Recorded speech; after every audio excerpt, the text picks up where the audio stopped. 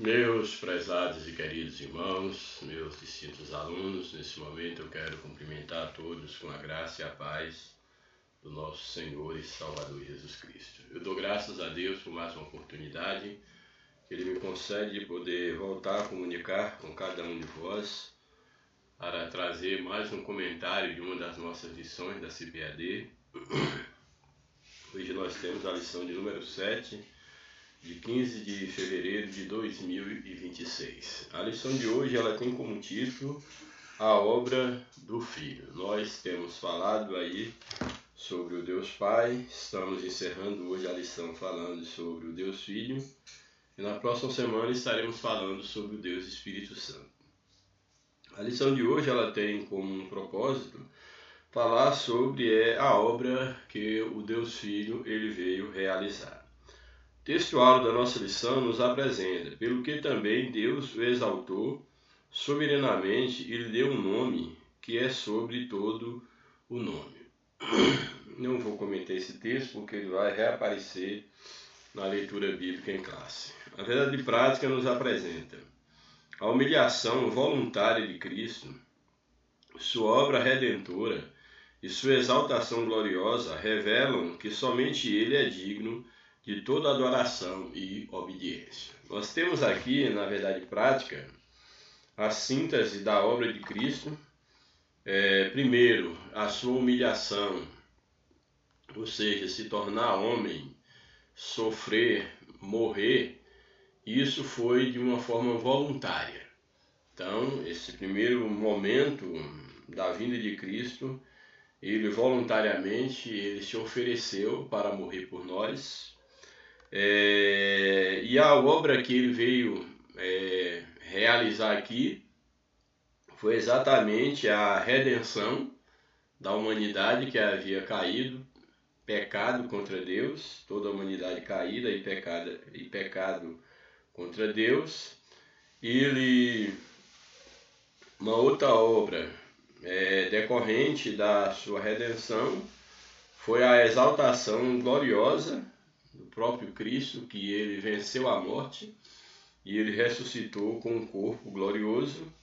Tudo isso vai revelar a sua humilhação voluntária, a redenção adquirida, a sua exaltação, vai revelar exatamente que através da sua obra ele é o único digno de toda adoração, de toda obediência, de todo louvor. Ou seja, Jesus ele é digno de toda obediência, de toda a adoração, porque ele completou a sua obra, ele realizou a sua obra por completo e ele recebeu um nome que está acima de todo nome, diante do qual todo joelho há de se dobrar e há de confessar que Jesus Cristo é o Senhor. Esse é o resultado da obra do Filho, da obra de Cristo.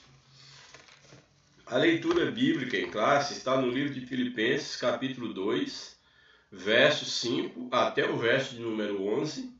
Depois Hebreus, capítulo 9, verso de número 24 ao 28. Filipenses 2, 5 ao 11, verso 5 do capítulo 2 de Filipenses. De sorte que haja em vós o mesmo sentimento que houve também em Cristo Jesus, que sendo em forma de Deus, não teve por usurpação ser igual a Deus.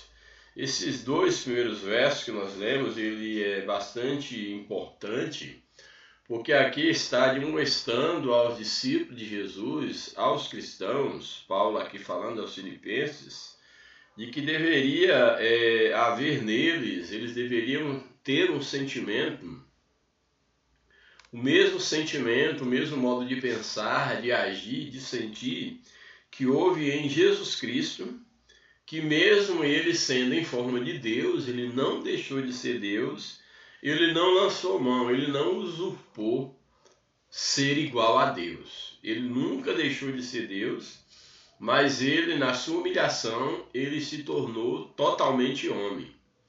E ele exerceu seu ministério como homem, não tendo usurpação de ser Deus, de ser igual a Deus. E aqui Paulo está chamando a atenção que é necessário que nós, enquanto seguidores de Cristo, que nós tenhamos o mesmo sentimento que houve em Cristo Jesus, que não se orgulhou, não usou da sua divindade enquanto homem para cumprir a obra aqui da redenção. Ele não se vangloriou, ele viveu como servo, sofreu morte e morte de cruz. E nós, enquanto seguidores de Cristo, nós devemos ter o mesmo sentimento de não nos orgulhar pelo fato de nós termos sido encontrados por Cristo, de termos nascido de novo. Nós não devemos achar que somos melhor do que as demais pessoas. É necessário que nós entendamos que tudo é pela graça, nós somos salvos pela graça, mediante a fé. Tudo é obra de Deus na nossa vida. A Bíblia, inclusive, nos ensina que nós não devemos nos orgulhar em relação aos ramos originais, aos judeus que foram, que rejeitaram a Cristo e foram, por um tempo, desprezados no sentido deles terem rejeitado a Cristo, mas a promessa ela continua de pé para com os judeus, mesmo porque Deus, em Cristo Jesus, ele veio fazer um só povo, tanto judeus quanto gentios, formar um só povo, e nós não devemos nos exaltar. E aqui Paulo está ensinando que os cristãos eles devem ter o mesmo sentimento de humildade, de obediência a Cristo, assim como Cristo obedeceu a Deus, para que nós possamos de fato ser imitadores de Cristo, que mesmo sendo Deus, não teve como usurpação ser igual a Deus, mas antes teve um sentimento de humildade, e aqui ele viveu como um servo de Deus. O verso 7, mas aniquilou-se a si mesmo, ou seja, Jesus deixou a sua glória, aniquilou aí a ideia aqui de não lançar mão da sua glória, aniquilou-se a si mesmo, tomando a forma de servo. Ele foi um homem servo, e ele é o exemplo para todos nós, um exemplo de servo. Eu costumo sempre dizer que no reino de Deus, na família de Deus, não há lugar para Senhor. O Senhor é Deus e nós somos servos. E Cristo, ele veio aqui como servo, venceu e ele é Senhor para sempre. Portanto, não há lugar para Senhor no reino de Deus, mas apenas para servo. Portanto, ele aniquilou-se a si mesmo, tomando a forma de servo, fazendo-se semelhante aos homens. Ele assumiu aqui a forma humana. Achando na forma de homem, humilhou-se a si mesmo, sendo obediente até a morte e morte de cruz. Louvado seja o nome do Senhor para sempre. Então Jesus, ele se humilha a si mesmo e ele vai até a morte e morte de cruz. Louvado seja Deus. Pelo que também, diante da sua humilhação, aqui bem interessante o que o texto ele nos apresenta, pelo que também Deus o exaltou, uma vez que ele se humilhou, Deus o exaltou soberanamente e lhe deu um nome que é sobre todo o nome. Então Jesus conquistou um nome sobre todo o nome. O verso 10 diz, para que ao nome de Jesus se dobre todo o joelho dos que estão nos céus e na terra e debaixo da terra, e toda a língua confesse que Jesus Cristo é o Senhor, para a glória de Deus Pai. Ou seja, a vitória que Jesus conquistou o colocou numa posição de honra, e ele é um nome que está sobre todo nome, e tudo aquilo que há nos céus, na terra e debaixo da terra, pode ser uma referência aqui ao próprio Hades, ao inferno, ao lugar dos mortos, que segundo a cultura antiga metaforicamente falando, fala do inferno como estando debaixo da terra, como sendo a sepultura, não que o inferno seja um lugar físico no sentido de estar debaixo da terra, mas no sentido metafórico. Então aqui o texto diz que todo ser que há nos céus, na terra ou embaixo da terra, que todo joelho, todo nome se dobre, todo joelho confesse a Jesus, como está no verso 11, e toda língua confesse que Jesus Cristo é o Senhor, é Deus, para a glória do Deus Pai. Aqui mostra novamente que Jesus é Deus, assim como o Pai é Deus. E ele venceu para que toda a língua confesse, todo joelho se dobre diante dele, seja nos céus, anjos, querubins, serafins, seja no céu sideral, atmosférico, seja na terra, seja embaixo da terra, todo ser confesse, todo joelho se dobre e confesse que Jesus é Deus, para a glória de Deus Pai. Jesus é o Senhor. O outro texto que a lição nos apresenta é o livro de Hebreus, capítulo 9, versos 24 ao 28. Aí o verso 24 do capítulo 9 diz o seguinte: porque Cristo não entrou num santuário feito por mãos, figura do verdadeiro, porém no mesmo céu, para agora comparecer por nós perante a face de Deus. Esse texto aqui, em Hebreus, ele fala muito sobre a antiga e a nova aliança. E esse texto do verso 24 está dizendo que Cristo ele não entrou num santuário feito por mãos, que era uma figura do verdadeiro. Esse santuário feito por mãos fala exatamente do santuário físico da antiga aliança, no qual o sumo sacerdote entrava uma vez por ano e todo ano repetia isso, para simbolizar, apontando, já que era um símbolo, uma figura do verdadeiro santuário, que é Cristo, que está nos céus, esse santuário celestial.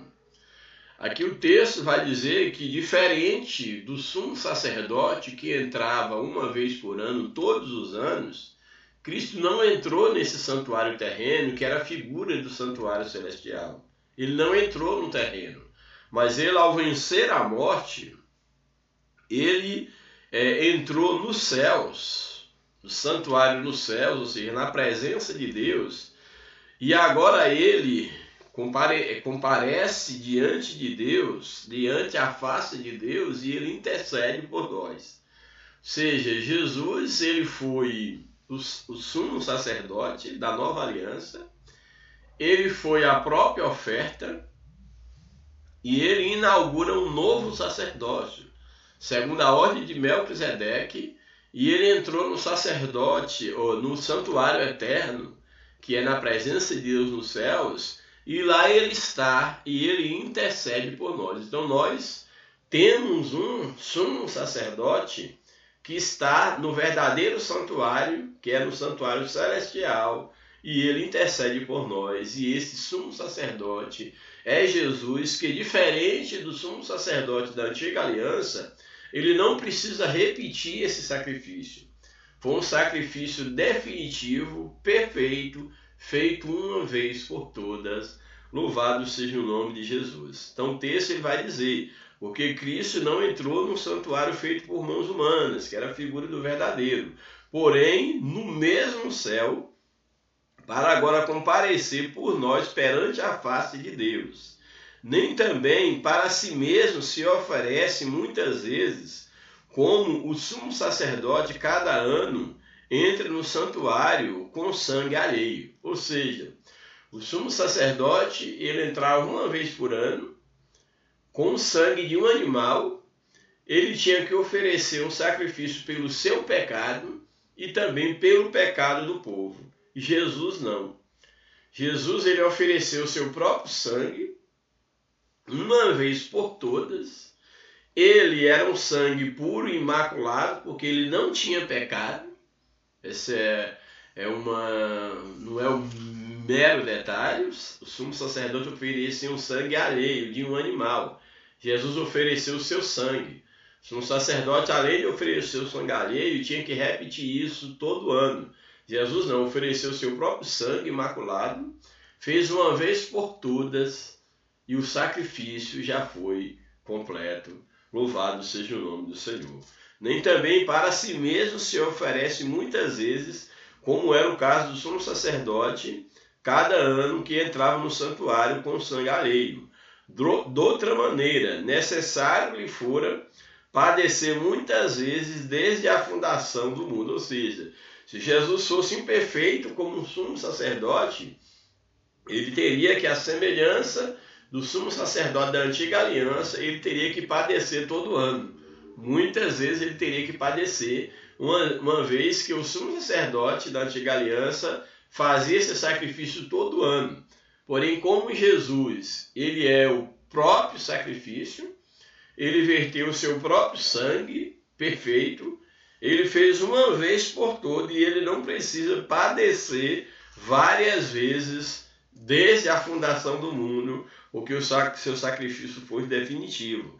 Mas agora, na consumação do século, uma vez se manifestou para aniquilar o pecado pelo sacrifício de si mesmo. Ou seja, no tempo certo, Jesus veio, entregou-se a si mesmo, consumou a obra da redenção, entrega o sacrifício vivo e definitivo para que nós pudéssemos ter acesso à presença de Deus, sem precisar de sacrifícios de animais e da repetição de tais sacrifícios. Verso 27. E como aos homens está ordenado morrer uma só vez, vindo depois disso o juízo, assim também Cristo, oferecendo-se uma vez para tirar os pecados de muito, aparecerá segunda vez sem pecado aos que esperam para a salvação. Esse texto é muito importante, ele tem uma profundidade imensurável, porque ele vai trazer-nos aqui a ideia da morte do homem apenas morrendo uma vez e depois disso ele tendo que encarar o juízo divino, ou a vida eterna com Cristo, ou a eternidade afastada de Deus, de condenação eterna. E aqui esse texto, aqui é Paulo, ao ensinar sobre a nova aliança e o sacrifício de Cristo, ele vai nos trazer aqui algo que é muito importante, que vai de encontro exatamente ao ensinamento da reencarnação, que é possível o homem morrer e voltar a viver e ir expurgando os seus pecados. Aqui ele vai dizer exatamente que, assim como um Cristo, ele fez o sacrifício uma vez por todas e entrou diante de Deus, ele vai e diz o seguinte, e como aos homens está ordenado morrerem uma vez. Ou seja, assim como os homens estão ordenados a morrer uma vez, Cristo também morreu uma vez pelos nossos pecados. Ele não virá morrer novamente, ele não virá reencarnar novamente. Porque assim como Cristo nasceu e morreu uma só vez, a homem está ordenado também morrer uma só vez. Jesus ressuscitou com corpo glorioso. Os homens, ao morrer, um dia haverão de ressuscitar, ou com um corpo glorioso para a vida eterna, ou com um corpo corruptível para a vergonha e desprezo eterno. A semelhança de Cristo, que morreu uma só vez, ao homem está ordenado morrer também apenas uma vez. É isso que o texto está dizendo. E como aos homens está ordenado morrer uma vez, vindo depois disso que o juízo. Depois que o homem morre, vai vir o que? Ele vai ressuscitar para encarar o juízo. Assim também Cristo, oferecendo-se uma vez, morrendo uma vez, para tirar os pecados de muito, ele aparecerá, ou seja, ele surgirá, uma vez que ele morreu, mas ele ressuscitou, ele surgirá sem pecado aos que o esperam para a salvação. Ou seja, quando do arrebatamento da igreja, Jesus que morreu, ressuscitou, venceu a morte, ele prometeu que há de vir, há de nos ressuscitar, para que onde ele esteja, nós estejamos também com eles. E aqueles que não morrerem em Cristo irão aguardar a última ressurreição para serem lançados eternamente no lago do fogo eterno, para ficarem afastados de Deus por toda a eternidade. Introdução da lição. Aí o comentário. Introdução. Jesus Cristo é o Filho eterno de Deus que assumiu a forma humana, viveu uma vida sem pecado. Ele viveu sem pecado. É bem interessante fazer aqui uma separação. Jesus ele tinha a natureza humana como Deus criou o homem lá no Éden, sem pecado. Nós não podíamos confundir o Jesus humano com o homem decaído do pecado. A natureza humana de Cristo, ele é chamado na Bíblia de o último Adão. O primeiro Adão foi criado à imagem e semelhança de Deus, foi tentado e pecou, manchou a sua natureza, e todos que nasceram depois de Adão já veio com a natureza pecaminosa. Jesus veio como homem, tendo a natureza sem pecado, foi tentado, porém não pecou. Então, na sua natureza, era uma natureza humana, porém ele não pecou. Foi tentado sim, em tudo ele foi tentado, porém sem pecar, sem pecado, como a Bíblia diz. Então, Adão foi criado santo, a imagem e semelhança de Deus, foi tentado e caiu. Jesus veio como homem, com a natureza pura, foi tentado, mas não pecou. Louvado seja o nome do Senhor para sempre. Portanto, Jesus Cristo é o Filho eterno de Deus, que assumiu a forma humana, viveu uma vida sem pecado, morreu em nosso lugar e ressuscitou vitoriosamente. Sua missão abrange não apenas o perdão dos pecados, mas a revelação do caráter do Pai e a restauração de toda a criação. Então, a missão dele abrange não apenas o perdão dos pecados, mas revela o caráter do Pai e a restauração de toda a criação. Esta lição visa apresentar a profundidade da obra do Filho em 3 dimensões: a sua humilhação, sua redenção e a sua exaltação. Primeiro tópico, a humilhação voluntária do Filho. Primeiro subtópico, a submissão de Cristo. Paulo exorta a igreja de Filipos a unidade e a humildade. O apóstolo adverte aqueles irmãos a terem a mente de Cristo, de sorte que haja em vós o mesmo sentimento que houve também em Cristo Jesus. O termo grego traduzido como sentimento é proneo, que também pode significar o mesmo modo de pensar, assim como Cristo pensou. O mesmo modo de pensar, disposição mental. Então, quando Paulo diz que nós devemos ter o mesmo sentimento que houve em Cristo Jesus, ou seja, ter o mesmo modo de pensar, ter a mesma disposição mental, que era o que? Obedecer a Deus e servir ao outro. Dessa forma, os crentes devem assumir o mesmo modo de pensar e viver que foi demonstrado por Cristo. Refere-se a uma consciência moldada pela humildade. Jesus diz: aprendei de mim que sou manso e humilde de coração.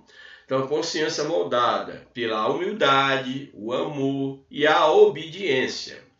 Imitar a mente de Cristo significa renunciar ao egoísmo, buscar o bem do próximo e viver para a glória de Deus. Louvado seja o nome do Senhor. Como cristãos, fomos chamados não para apenas, como cristãos, somos chamados não apenas a crer em Cristo, mas a pensar e agir como Ele. Isso aqui é muito interessante. Como cristão, nós somos chamados não apenas, isso aqui é muito interessante, nós não fomos chamados apenas para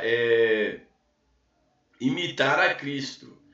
É bem interessante aqui, não somos chamados apenas para quem em Cristo, melhor dizendo, mas nós somos chamados para, de fato, vivermos a vida de Cristo. Então, isso aqui é significativo, por quê? Porque o cristão, ele tem um encontro com Cristo, ele é chamado através da fé, ele crê em Cristo, responde à graça de Deus, mas nós não devemos apenas ficar limitados a não, eu creio em Cristo e a fé foi despertada em mim. Mas nós somos chamados para pensar como Cristo, para agir como Cristo, viver como ele viveu. Esse é o nosso grande desafio. Louvado seja o nome do Senhor para sempre. Subtópico 2, o esvaziamento de sua glória. O apóstolo recorda que Jesus, sendo em forma de Deus, não teve por usurpação ser igual a Deus. Sendo ele igualmente Deus, compartilhando a mesma natureza do Pai, preferiu privar-se, não usurpar, não tomar, preferiu privar-se de seus direitos divinos, ou seja, da sua glória, privar de seus direitos, não da sua divindade, porque ele nunca deixou de ser Deus, mas privar da sua glória. Trata-se de um contraste com o primeiro Adão, que almejou ser como um Deus. O primeiro Adão almejou ser igual a Deus e caiu.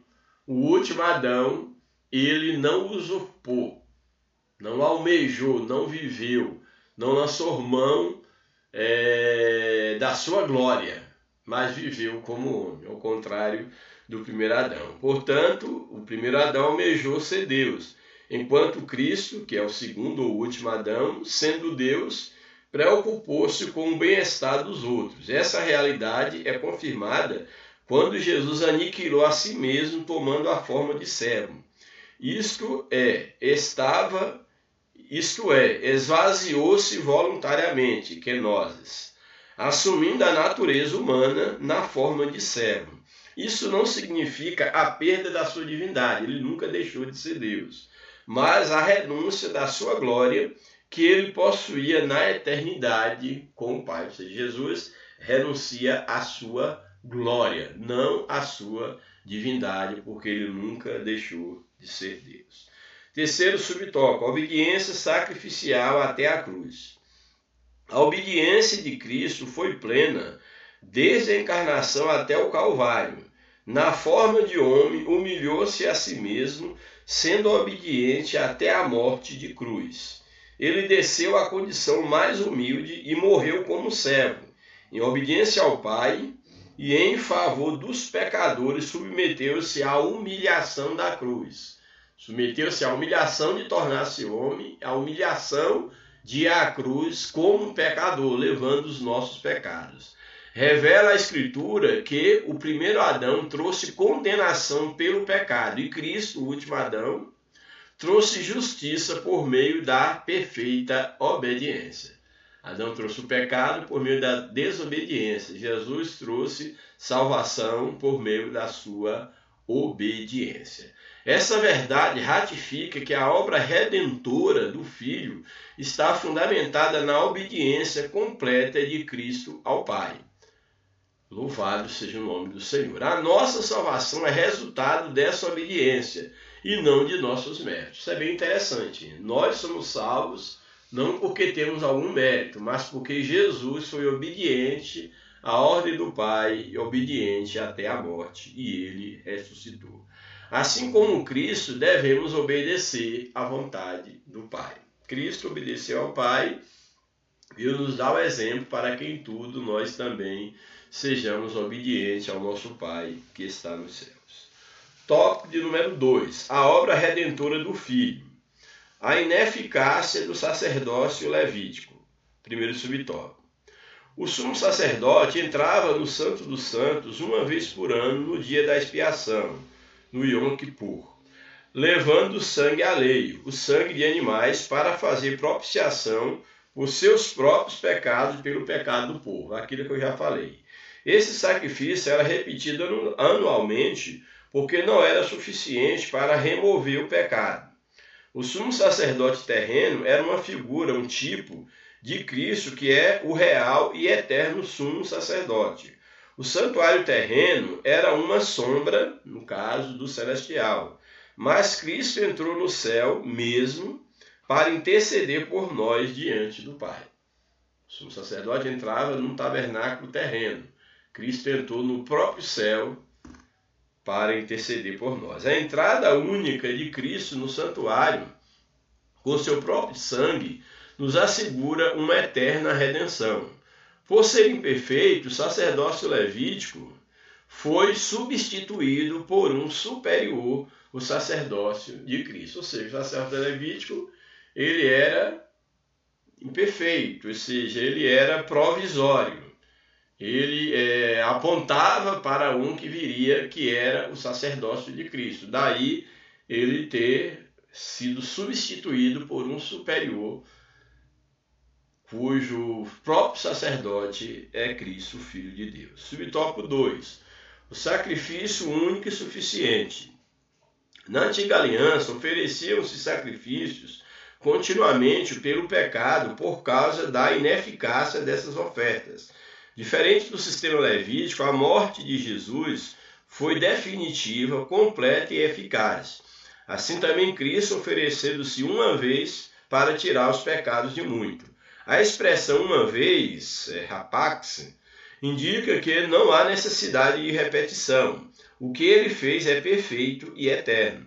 A salvação não é por causa dos méritos ou rituais, mas ela é plena e gratuita, alcançada pela fé na obra consumada de Jesus. Louvado seja o Senhor. Cristo, ao morrer, rasgou o véu que separava o homem da presença de Deus. Não há outro meio de salvação, nenhuma outra oferta, nenhum outro nome. O Calvário é suficiente, Jesus é tudo. Ou seja, o texto bíblico é muito claro. Não há nenhum outro meio de salvação a não ser Jesus. O Calvário ele é suficiente. Jesus basta. Louvado seja o nome do Senhor. Terceiro subtópico, a substituição vicária. A expressão vicária vem do latim vicarius, que significa em lugar de outro. Então, a morte vicária é uma morte substituta, ou seja, eu que deveria morrer. Na verdade, nós já estávamos mortos em pecado, mas Jesus, a ira de Deus cairia sobre nós, mas Jesus assumiu o nosso lugar. Esse é o sacrifício vicário. Como um animal na antiga aliança era sacrificado em lugar do sumo sacerdote, do próprio povo. Jesus veio ser sacrificado em nosso lugar, ou por nós, melhor dizendo. Então, vicário quer dizer em lugar de outro. A substituição vicária é inseparável da justiça divina, ou seja, Cristo foi substituído para que a justiça de Deus recaísse sobre ele, que nós já estávamos condenados pela ira de Deus. O pecado não pode ser ignorado e precisa ser punido. Em virtude disso, Deus não poupou seu próprio Filho, ou seja, a ira de Deus caiu sobre Jesus para que nós fôssemos libertos, mas o entregou para morrer em nosso lugar e por nós, assumindo sobre si a penalidade que nos estava destinada.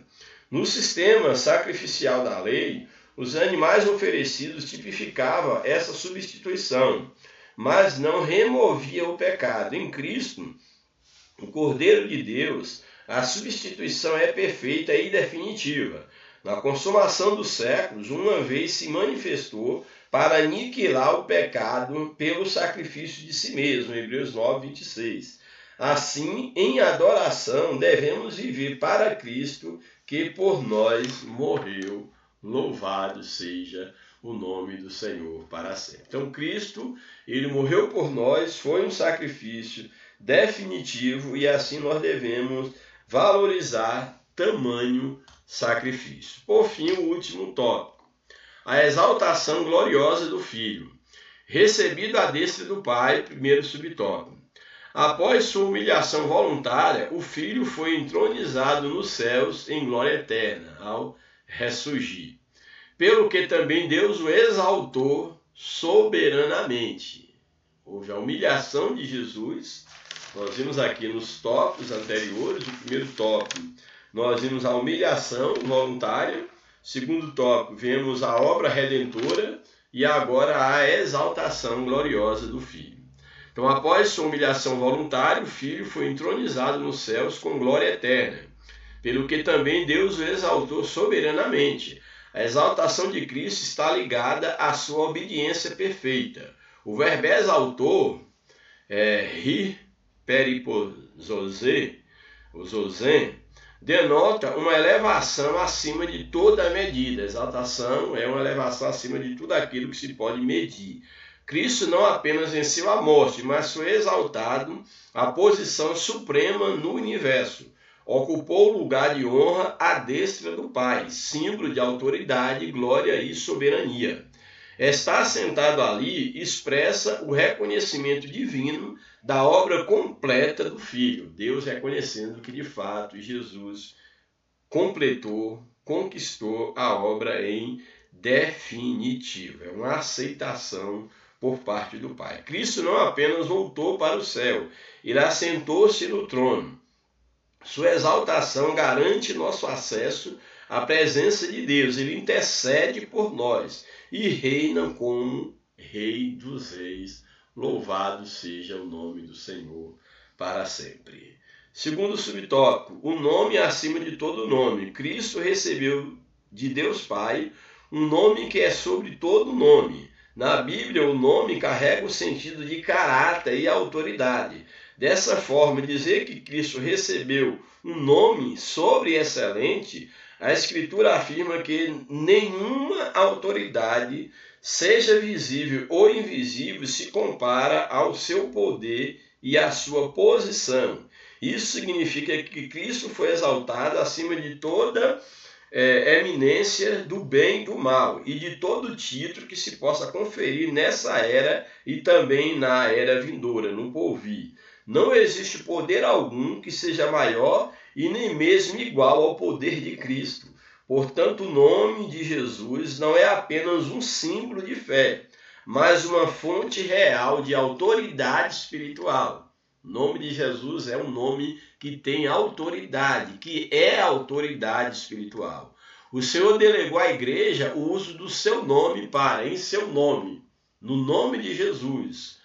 A igreja pode curar os enfermos, libertar os cativos, pregar o evangelho e vencer as forças do mal pelo poder do nome de Jesus. Eu dou glórias a Deus pelo nome de Jesus, porque é nesse nome que eu tenho me sustentado e que eu tenho orgulho de dizer que eu amo o meu Cristo. É o nome mais doce para mim, é o nome de Jesus. Último subtópico: soberania universal e retorno triunfal. Jesus se tornou soberano sobre todo o universo, céus e terra, e ele há de retornar triunfalmente sobre tudo e todos. A Escritura revela que todas as criaturas se curvarão diante do nome de Jesus. Essa verdade aponta para a plena soberania de Cristo. A confissão universal de que Jesus Cristo é o Senhor se dará de duas maneiras, essa confissão. Preste bastante atenção. Todo joelho se dobrará e toda língua há de confessar que Jesus Cristo é o Senhor. Isso se dará de duas maneiras, de maneira voluntária ou de maneira obrigatória. A maneira voluntária é aqueles que foram alcançados por Cristo, que creem em Cristo como Filho de Deus. Eles confessam, como eu confesso, que Jesus Cristo, ele é o meu Senhor, ele é o Senhor de todas as coisas. Muitos hoje rejeitam, recusam a obra do sacrifício de Cristo. Mas um dia a Bíblia diz que todo joelho se dobrará. Feliz daquele que voluntariamente foi encontrado por Cristo e reconhece que ele depende de Cristo. E voluntariamente ele chama Jesus de Senhor. Mas haverá um dia que aqueles que hoje viram as costas se levantam contra Deus, contra Cristo, que eles se verão obrigados a ajoelhar e reconhecer e confessar que Jesus Cristo é o Senhor. E após confessar, hão de ser lançados no lago de fogo eterno. Por isso, pense bem na tua posição, nas tuas atitudes diante de Deus. Porque o nome de Jesus, diante desse nome, todo joelho se dobrará e toda língua confessará que ele é o Senhor. Ou voluntariamente, aqueles que agora aceitam a Cristo, reconhecem o senhorio de Cristo, ou um dia diante do juízo final, todos haverão, sem exceção, grandes e pequenos, serão obrigados a reconhecer e serão punidos por um Jesus que não virá mais como um cordeiro, mas como um leão, como um juiz, para julgar aqueles que habitam sobre a terra. Portanto, soberania universal e retorno triunfal. As Escrituras revelam que todas as criaturas se curvarão diante do nome de Jesus. Essa verdade aponta para a plena soberania de Cristo. A confissão universal de que Jesus Cristo é o Senhor se dará de duas maneiras. Primeira, voluntária, por aqueles que creem e servem a Jesus como Salvador. Segunda, compulsória, por aqueles que o rejeitaram, mas que o reconhecerão em juízo, no juízo do grande trono branco. Hebreus completa a visão escatológica da soberania de Cristo, afirmando que ele voltará para levar para si os que o esperam. Essa volta triunfal de Jesus. Essa vinda será em glória, poder e juízo. Que a vinda de Cristo, aí escatologicamente nós vemos as etapas da vinda de Cristo, mas o certo é que ele virá em glória, virá em poder e virá com juízo. Sua glória será reconhecida por todos para a salvação ou para a condenação. Todos vão reconhecer a glória, ou para a salvação ou para a condenação. Todos conhecerão a glória de Cristo. Ele voltará triunfante para buscar a sua igreja e reinar eternamente. Louvado seja o Senhor. Conclusão: a obra do Filho é completa, suficiente e gloriosa. Da humilhação à exaltação, a obra é completa, suficiente e gloriosa. Ele se humilhou para nos salvar, ofereceu-se em sacrifício vicário para nos redimir. Foi exaltado para governar eternamente. Como igreja, somos chamados a viver em comunhão com essa verdade, aguardando o retorno do nosso Senhor e Salvador.